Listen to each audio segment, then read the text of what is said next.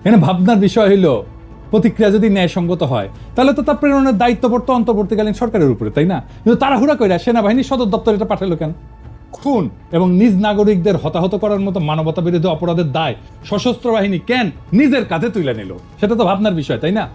এই বাহিনীকে দুর্নামে জড়ায় ফেলা, বিশ্ব পরিমণ্ডলে একে ক্ষতিগ্রস্ত করার অসৎ লক্ষ্য থেকেই গণহত্যার মতো অপরাধের সাথে জড়িত সেনা নেতৃত্বের ছোট্ট গ্রুপটা এই অপকর্ম সচেতনভাবে করছে বলে আমি মনে করি এবং দেশবাসীও সেটা মনে করে। এতে সবচেয়ে বেশি লাভবান হবে দেশপ্রেমিক এই বাহিনীকে, যারা সবসময় দুর্বল, ক্ষতিগ্রস্ত করতে চায় সেই শক্তি, এবং ইন্ডিয়ায় পালায় যাওয়া খুনি হাসিনা স্বয়ং। আমাদের শক্ত অনুমান এই চিঠি পাঠানোর বুদ্ধি দিছে ইন্ডিয়া, যেন বাংলাদেশের সেনাবাহিনীর শান্তি মিশন বিপদের মুখে পড়ে। 2 নাম্বার, সেনা সদর যে প্রতিক্রিয়া পত্রটা লিখছে তার মূল উদ্দেশ্য হলো বাংলাদেশের দণ্ডবিধি এবং সেনা আইনের আওতায় সেনাবাহিনীকে রক্ষা করে উঠেছে। সেখানে তারা নিরস্ত্র সাধারণ জনগণের উপরে যে অতিরিক্ত বল প্রয়োগ করছে সেটা ন্যায্যতা দেখানোর চেষ্টা করছে। এছাড়া অন্য আইন শৃঙ্খলা রক্ষাকারী বাহিনীর অতিরিক্ত বল প্রয়োগ করছে বলে যে অভিযোগ প্রতিষ্ঠিত হয়েছে সেটা অস্বীকার করে সেনাবাহিনী তাদের পাঠানো প্রতিক্রিয়া পত্রে নিজেদের নির্দোষ প্রমাণ করতে চাইছে। 3 নাম্বার, প্রকাশিত ভিডিওগুলোর মাধ্যমে এটা স্পষ্টভাবে প্রমাণিত হয়েছে সেনাবাহিনী অপ্রয়োজনীয় এবং অতিরিক্ত বল প্রয়োগ করছে।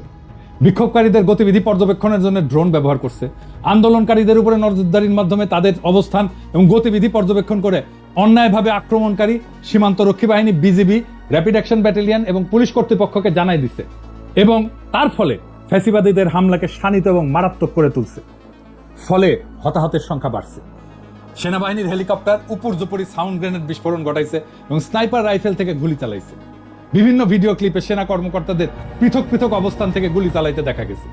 একসময় সেনাবাহিনীর নিজস্ব প্রতিবেদনে বিক্ষোভ দমন করতে 18,000 রাউন্ড গুলি চুরির কথা বলা হইলেও আলোচ্য প্রতিক্রিয়া পড়তে এখন এই যে বিবরণ দেওয়া হচ্ছে তা পূর্বের স্বীকারোক্তির সাথে সাংঘর্ষিক। এছাড়াও সেনাবাহিনীর বক্তব্যের কোথাও তাদের নিজেদের রুলস অফ এনগেজমেন্ট অনুসরণের কথা উল্লেখ নাই। এই বিষয়টা ব্যাপকভাবে পরীক্ষা নিরীক্ষা করা জরুরি।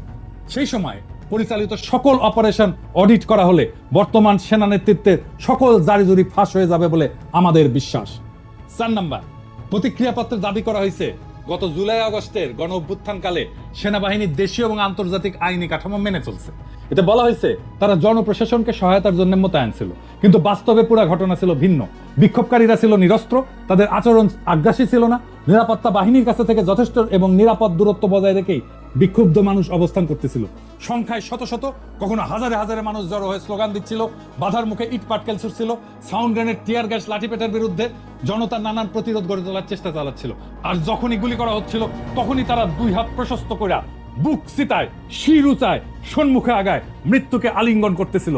ফলে তখন নিরস্ত্র আন্দোলনকারীদের উপরে সংগঠিত সেনাবাহিনী, সীমান্তরক্ষী বাহিনী, পুলিশ, র্যাব এবং আওয়ামী লীগের সশস্ত্র গোষ্ঠীগুলোর সীমাহীন বল প্রয়োগ, মাত্রাতিরিক্ত জুলুম এবং ভয়ঙ্কর সহিংসতাকে ন্যায়সঙ্গত বলে এখন প্রতিক্রিয়াপত্র লেখা অমার্জনীয় অপরাধ। 5 নাম্বার, কোন দেশীয় বা আন্তর্জাতিক আইনি কাঠামোই নিরস্ত্র জনগণের উপরে প্রাণঘাতী বল প্রয়োগের অনুমতি দেয় না। আইন শৃঙ্খলার বিবেচনায় নিয়ন্ত্রণহীন পরিস্থিতিতে ম্যাজিস্ট্রেট লিখিত অনুমতি দিলে তার ভিত্তিতে বিক্ষুব্ধ মানুষকে প্রথমে সতর্ক করা হয়, তারপরে ফাঁকা গুলি ছুড়ে জনতাকে ছত্রভঙ্গ করার চেষ্টা করা হয়। সেটা ব্যর্থ হলে চূড়ান্ত পর্যায়ে অপ্রাণঘাতী বা দাঙ্গা নিয়ন্ত্রণকারী অস্ত্র দিয়ে শুধুমাত্র হাঁটুর নিচে আঘাত করার উদ্দেশ্যে গুলি চালানো যায়। কিন্তু গত জুলাই আগস্ট গণ অভ্যুত্থান চলাকালে বাংলাদেশ সেনাবাহিনী এর কোনো কিছু অনুসরণ বা মান্য করেনি।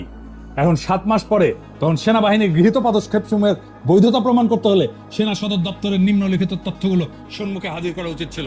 1 নাম্বার, কোথায় কোন স্থানসমূহ সেনাবাহিনী গুলি চালাইছে সেই যুদ্ধস্থল বা সংঘর্ষস্থলের তালিকা প্রকাশ করা। 2 নাম্বার, যে সকল ম্যাজিস্ট্রেট ওই সমস্ত স্থানে দায়িত্বে ছিলেন তাদের নামের তালিকা দেওয়া। 3 নাম্বার, সংশ্লিষ্ট ম্যাজিস্ট্রেটদের তখন স্বাক্ষরিত অনুমতি বা অনুমোদনের নথিপত্র প্রমাণ হিসেবে তুলে ধরা। এর কিছুই তারা করতে পারবে না এখন। এইবার আসেন পরের ইস্যু। বাংলাদেশ সেনাবাহিনী জাতিসংঘ শান্তি রক্ষা কার্যক্রমে বিপিকেও এটার যে নির্দেশিকা সেটা গুরুতরভাবে লঙ্ঘন করে দেশবাসীর বিরুদ্ধে এই বিশ্ব সংস্থার লোগোযুক্ত সাজোয়া যান ব্যবহার করছে, যেটাকে আর্মার্ড পার্সোনাল ক্যারিয়ার বলা হয়। অনেক ক্ষেত্রে বিজেপি, পুলিশ, র্যাব এবং আওয়ামী লীগের সশস্ত্র গোষ্ঠীগুলো মোতায়েনকৃত সামরিক বাহিনীকে ঢাল হিসাবে ব্যবহার করছে। এই সুযোগ নিয়ে এই সকল বাহিনী প্রতিবাদী নিরীহ নাগরিকদের উপরে নির্বিঘ্নে নিপীড়ন চালাইছে। ভিডিও চিত্রে আরো দেখা গেছে যখন নিরস্ত্র আন্দোলনকারীরা আক্রান্ত হচ্ছিল তখন সেনাবাহিনী কোথাও তাদের রক্ষার জন্য আগায় আসেনি। নীরব দর্শকের ভূমিকা পালন করছে। বিপরীতে আইন শৃঙ্খলা রক্ষায় নিয়োজিত বাহিনীগুলা কোথাও কোণঠাসা হয়ে পড়লে সেনাবাহিনী সেখানে জনতার উপরে আক্রমণ চালাইছে, অগণিত গুলি ছুটছে এবং এতে অজস্র মানুষ হতাহত হয়েছে। 7 নাম্বার পয়েন্ট, যখন সেনাবাহিনী ও আধা সামরিক বাহিনী যৌথ অভিযান পরিচালনা করে তখন কমান্ড এবং নিয়ন্ত্রণ কাঠামো স্পষ্টভাবে সংজ্ঞায়িত হওয়া প্রয়োজন। সাধারণত এই ধরনের অভিযানে সুপিরিয়র ফোর্স অর্থাৎ সেনাবাহিনী নেতৃত্ব দেয়। তবে 2024 সালের জুলাই আগস্ট মাসে সেনাবাহিনী অধীনস্থ বাহিনী হিসেবে কাজ করছিল নাকি তারা নিয়ন্ত্রণ গ্রহণ করছিল সেটা তাদের বক্তব্যে স্পষ্ট না। এছাড়া এই অভিযান পরিচালনার জন্য কোনো যৌথ কমান্ড সেন্টার গঠিত হয়েছিল কিনা সে বিষয়ে সেনা সদর নিশ্চুপ থেকে কোনো একটা বড় সত্য আড়ালে রাখতে চাইছে। গত বছরের আন্দোলন বিক্ষুব্ধ সময় জুলাই মাসের 3য় সপ্তাহের পর থেকে দেশের বিভিন্ন এলাকায় অবস্থিত ক্যান্টনমেন্টগুলোকে কেন্দ্র করে সেই অঞ্চলের সকল আইন শৃঙ্খলা রক্ষাকারী বাহিনীর সমন্বয় সাধন এবং নেতৃত্ব প্রদানের দায়িত্ব অর্পিত হয়েছিল সংশ্লিষ্ট জিওসিদের উপরে। আমার বিনীত প্রশ্ন, এই বিষয়ে জেনারেল সাহেবেরা তাদের প্রতিক্রিয়াপত্রে এখন কেন কোনো কথা বলতেছেন না? 8 নাম্বার, সেনাবাহিনীর ভূমিকা বিশেষভাবে প্রশ্নবিদ্ধ হয়েছে। যখন সেনাবাহিনী, police, RAB, BGB, Awami League সমর্থিত সশস্ত্র গোষ্ঠীগুলোর একত্রে ঢাকা চট্টগ্রাম মহাসড়ক বিশেষ করে যাত্রাবাড়ি এলাকা সাফ করতে যৌথ অভিযান পরিচালনা করে, সেনাবাহিনীর নিরাপত্তা বেষ্টনী তৈরি করা, সেখান থেকে দমনকারীদের সামরিক কৌশলগত সহায়তা প্রদান করছিল যাতে পুলিশ, র্যাব সহ মাঠে নামা অন্যান্য নিপীড়নকারী শক্তিগুলো নিরাপদে আন্দোলনকারীদের উপরে সাঁড়াশি আক্রমণ চালাইতে পারে। সেদিন বিক্ষোভরত শিক্ষার্থী জনতার উপরে চালানো অভিযানে সেনাবাহিনী প্রাণঘাতী গুলি ছুটছে, সেখানে তারা বহু প্রতিবাদকারীকে হতাহত করে ছত্রভঙ্গ করছে। 9 নাম্বার, 2024 সালের 22শে জুলাই সেনা প্রধান যাত্রাবাড়ি পরিদর্শন করেন। সেখানে 17 থেকে 21শে জুলাইয়ের মধ্যে ব্যাপক হত্যাকাণ্ড সংঘটিত হয়। জেনারেল ওয়াকারুজ্জামান সেখানে গিয়ে ঘোষণা করেন হাইওয়ে ক্লিয়ার্ড, যা স্পষ্টতই প্রমাণ করে এই অভিযান তার নেতৃত্বে পরিচালিত হয়েছে। অথচ তারাই দাবি করতেছে খুনি হাসিনা নাকি সেনাবাহিনীকে শুধুমাত্র জনপ্রশাসনকে সহায়তার জন্য মোতায়েন করছিল। যদি তাই হয় তাহলে সেনা প্রধান এই ক্ষেত্রে তার সীমার অতিরিক্ত আচরণ করে দেশের প্রচলিত আইন কানুন এবং রাষ্ট্রাচার লঙ্ঘন করছেন। সেদিন তার যাত্রাবাড়ি পরিদর্শন এবং একই সময় সেখানে আইজিপি এবং র্যাবের মহাপরিচালকের উপস্থিতিকে একটা কাকতালীয় ঘটনা হিসেবে দেখানোর অপচেষ্টা হয়েছে, যা থেকে বোঝা যায় তারা এদেশবাসীকে এবং বিশ্ববাসীকে এবং জাতিসংঘকে বোকা এবং নির্বোধ মনে করে। 10 নাম্বার, সেনা সদর দপ্তরের প্রতিক্রিয়া 2 ক্ষয়ের 1 অনুচ্ছেদে প্রতিরক্ষা মন্ত্রণালয়ের নির্দেশনার কথা উল্লেখ করা হয়েছে। তবে এটা গুরুত্বপূর্ণ যে প্রতিরক্ষা মন্ত্রণালয় কোনো অভিযান সংক্রান্ত আদেশ বা অপারেশনাল অর্ডার জারি করে না। এই দায়িত্ব সশস্ত্র বাহিনী বিভাগের উপরে ন্যস্ত। তথ্য বিশ্লেষণ করে মনে হচ্ছে সশস্ত্র বাহিনীর প্রিন্সিপাল স্টাফ অফিসারকে, পিএসও এএফডি কে হয়তো পাশ কাটায় দেওয়া হয়েছে। হয়তো সেই সময় এএফডির কোনো ভূমিকাই ছিল না, কার্যত নিষ্ক্রিয় করে রাখা হয়েছিল এএফডি কে। 11 নাম্বার, জনপরিসরে প্রদর্শিত বিভিন্ন ভিডিওতে সেনাবাহিনীর নির্দিষ্ট কিছু কর্মকর্তা এবং সদস্যদের দ্বারা পরিকল্পিত টার্গেট কিলিং এর নির্মম দৃশ্য দেখা গেছে। এছাড়া 2টা ব্রিগেডের কমান্ডারকে গণমাধ্যমের সামনে পুলিশকানিমূলক বক্তব্য দিতে দেখা গেছে। যদিও সেনাপ্রধান এই সকল দায়ী ব্যক্তিদের বিচারের আওতায় আনার প্রতিশ্রুতি দিয়েছিলেন, কিন্তু এখন পর্যন্ত অভিযুক্তদের বিরুদ্ধে কোনো আনুষ্ঠানিক তদন্ত, আদালত, কোর্ট অফ ইনকোয়ারি গঠনের খবর পাওয়া যায়নি। তারা এখনো সামরিক বাহিনীতে কাজ করতেছে। বিভিন্ন স্থাপনায় আমরা যখন গিয়েছি, ওখানে যারা ছিলেন তারাও এক বাক্যে বলেছেন যে এখানে স্যার কোনো শিক্ষার্থীরা ছিল না। সমস্ত যা করেছে এটা একটা দুর্বৃত্তায়নের যারা সাথে জড়িত, দেশকে যারা নিশ্চিহ্ন করতে চায় তারাই করতে চেয়েছে। সেই পরিপ্রেক্ষিতে আমরা দেশের সম্পদ রক্ষার্থে আমরা নিয়োজিত হয়েছি এবং আমাদের সম্মানীয় সেনাবাহিনী প্রধানের নির্দেশে আমরা এই দুর্বৃত্তকে সমূলে নির্মূল করার জন্য যা করা প্রয়োজন আমরা সেটা করছি। আপনারা দেখছেন যে দেশের এখন জনমনে একটা স্বস্তি অলরেডি 72 আওয়ার্স আমরা পার করেছি এবং জনমন স্বস্তি এসছে। স্পষ্ট ভাষায় আমরা বলতে চাই যে আমাদের সেনাবাহিনী অত্যন্ত সুশৃঙ্খল প্রশিক্ষিত পেশাদার বাহিনী। আমরা আমাদের কার্যকরী সম্বন্ধে আমরা জানি যে উদ্দেশ্যে আমরা এসেছি যে দুর্বৃত্তদেরকে নির্মূল করা এবং জনমনের স্বস্তি কিনে নিয়ে আসা, সেটা আমরা ইনশাল্লাহ পুঙ্খানুপুঙ্খভাবে করব এবং জনমনের দ্রুতই স্বস্তি ফিরে আসবে বলে আশা করি। 12 নাম্বার, যখন বিজিবি, র্যাব, পুলিশ এবং আওয়ামী লীগ সমর্থিত সশস্ত্র গোষ্ঠীগুলা নিরস্ত্র আন্দোলনকারীদের উপরে নির্বিচারে গুলি করে হত্যা করতেছিল, তখন সেখানে উপস্থিত সেনাবাহিনী খুন এবং জখমকারীদের কর্মকাণ্ডে কোনো একটা ক্ষেত্র বাধা দেয়নি। উপরন্তু দেখা গেছে সেখানে সেনাবাহিনীর উপস্থিতি এই সমস্ত খুনে বাহিনীকে হত্যাযজ্ঞ চালাইতে বেপরোয়া উৎসাহিত করে তুলছে।